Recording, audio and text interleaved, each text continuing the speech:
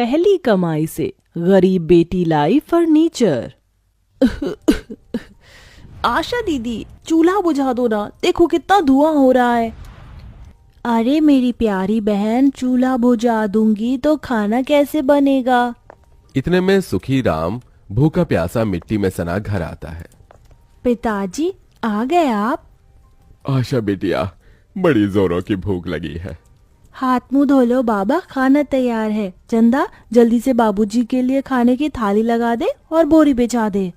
चंदा अपने गरीब पिता के आगे रोटी नमक परोस देती है। क्या बात है कस्तूरी, तरकारी नहीं थी क्या? तभी गरीबी से झुंझलाकर कस्तूरी ने कहा, अजी तरकारी होती तो बेटी नून रोटी थोड़ी परोसती, जो रखा है खा लो। बेचारा सुखीराम मन मारकर नमक रोटी खाने लगा। तभी आशा आंगन में आकर रो पड़ी।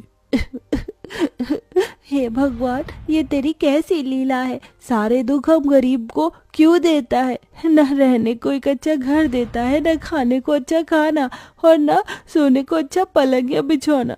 पिताजी एक अकेले हम सबका पेट चलाने के लिए कितनी मेहनत करते हैं, फिर भी उन्हें ढंग का खाना भी नहीं मिलता। तभी आशा आंगन में धनिया उगा देखती है।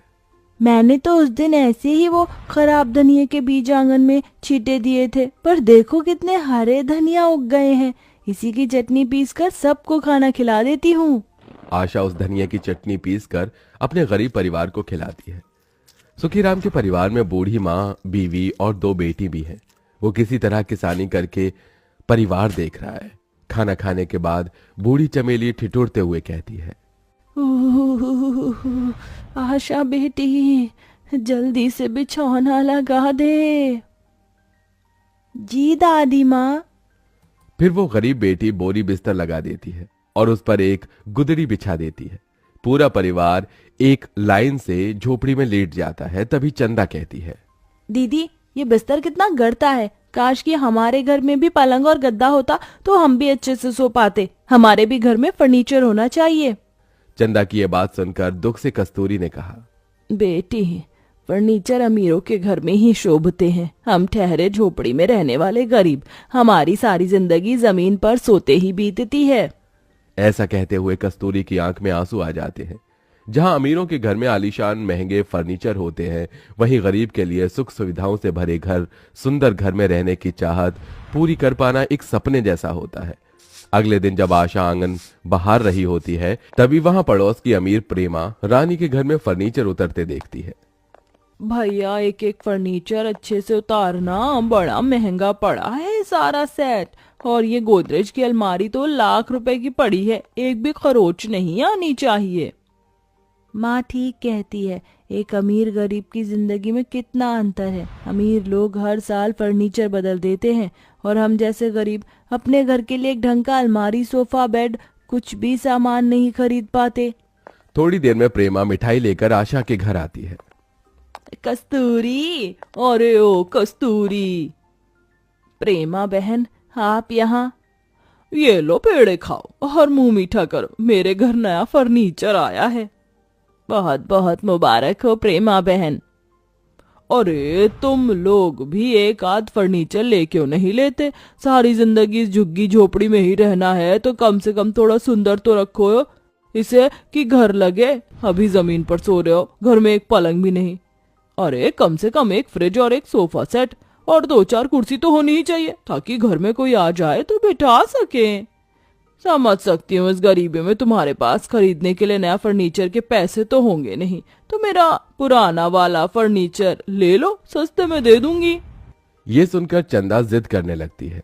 माँ, पिताजी, फर्नीचर ले लो ना, फिर हमें भी जमीन पर बैठकर नहीं खाना पड़ेगा और जमीन पर सोना भी नहीं पड़ेगा। आपको पता है ना दादी माँ को ठंड में जमीन पर सोने की वजह से कितनी सर्दी लगती है। प्रेमा बहन, पैसे नहीं है जो हम फर्नीचर खरीद सके। ये सुनकर प्रेमा कस्तूरी और सुखराम की गरीब बेटी की ओर देखकर कहती है, कोई बात नहीं, तुम पलंग और अलमारी ले आओ। पैसे नहीं देने को तो तुम्हारी बेटी कुछ महीने मेरे घर में झाड़ू बर्तन कर देगी। ये सुनकर सुखीराम के स्वाभिमान को बहुत ठेस पहुंचती है। बहन जी, आपने सोचा भी कैसे कि मेरी पढ़ी लिखी बेटी झाड़ू पोछे का काम करेगी? नहीं चाहिए हमें कोई फर्नीचर। इस गरीबी में हम इज्जत की रोटी तो खा रहे हैं, वही बहुत है हमारे लिए। आप चली जाइए। हाँ जा रही हूँ, मैंने तो भलाई सोची थी, मगर तुम गरीबों की हालत उन गटर के कीड़े जैसी है जो नाली में रहना पसंद करते हैं। हाँ। प्रेमा अपनी अमीरी की ऐंठ दिखाते हुए चली जाती है, मगर उसकी कही बातें आशा के मन पर लग जाती हैं और अगले दिन वो अपनी 12वीं के सर्टिफिकेट के साथ काम ढूंढने निकल जाती है। भगवान, मैं गरीब की बेटी हूँ, पता नहीं 12वीं के बेस पर मुझे कोई काम देगा या नहीं, बस आप देख लेना। आशा नौकरी ढूंढती हुई कई जगह जाती है, मगर उसे 12वीं पढ़ा देख जल्दी कोई भी नौकरी नहीं देता, जिससे अब उसकी हिम्मत टूटने लगती है और आखिर में एक एमएनसी में आती है। ये जगह मेरी आखिरी उम्मीद है, मैं इस मौके को नहीं जाने दे सकती, मुझे ये नौकरी चाहिए, अपने डर को दूर कर आशा। आशा मुस्कुराहट के साथ इंटरव्यू देती है, उसे नौकरी मिल जाती है। तभी एचआर निवेदिता कहती है, यू आर वेरी टैलेंटेड आशा, तुम आज से ही ज्वाइन कर सकती हो। Thank you so much ma'am. दिन भर काम करके आशा रात को घर जाने लगती है, जहां वो बड़ी सी फर्नीचर की दुकान देखकर वहां आती है। सुनिए भाई साहब, ये फर्नीचर सेट कितने का है? तभी दुकानदार गरीब आशा के कपड़ों को घूरते हुए झाड़ कर बोला, अरे खरीदने के पैसे हैं, ये फर्नीचर सेट लाखों का है, इतने तो होंगे भी नहीं तुम्हारे पास, चल जाए यहाँ से, इतना महंगा फर्नीचर तो जैसी गरीब की बेटी के खरीदने की बस की बात नहीं है। आशा आंखों में आंसू लेकर बाहर आ जाती है। भगवान ने चाहा तो मैं अपनी पहली कमाई से यही फर्नीचर सेट खरीदूंगी। अपने गम और आंसू छुपाकर वो गरीब बेटी मुस्कुराते हुए घर आती है। आशा कहाँ थी तो दिन भर लाडो? दादी माँ, मैंने आज नौकरी कर ली है, सोचा पढ़े लिखे होने का कुछ तो करूं। दिन बीतते जाते हैं, आशा कड़ी मेहनत करती है और बाकी का ओवर टाइम भी करती है। देखते देखते उसे महीना लगने वाला होता है, जिसके बाद वो अच्छे पैसे उठाती है। ये लो आशा, ये तुम्हारी पहली कमाई, तुमने बेस्ट काम किया इसलिए तुम्हारी सैलरी बढ़कर आई है। अपनी पहली कमाई को हाथ में लेकर वो गरीब बेटी फूट फूट कर रोती है। थैंक यू भगवान जी। वो अपनी पहली कमाई के साथ फर्नीचर की दुकान पर आती है, जहां उसे लकी ड्रॉ दिखता है। इस लकी ड्रॉ में तो 50,000 रुपए में भी बढ़िया फर्नीचर सेट मिल रहे, मैं इसे अपनी पहली कमाई से ही खरीद सकती हूँ। आशा दुकान में आकर फर्नीचर सेट खरीद कर उसे ट्रक में लाद कर अपनी गरीब झोपड़ी में आती है। जैसे ही फर्नीचर उतरता है, तभी उसके गरीब माँ बाप, दादी और बहन बाहर आ जाते हैं। अरे आशा बिटिया, ये सारा फर्नीचर का सामान किसका है?